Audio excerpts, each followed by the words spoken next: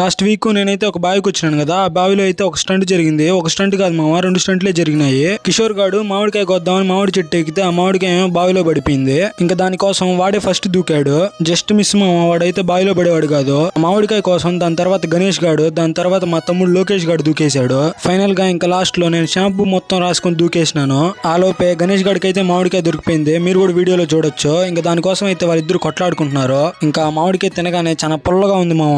ఆ లోపే మా తమ్ముడికి అయితే బావిలో ఏదో కనబడింది.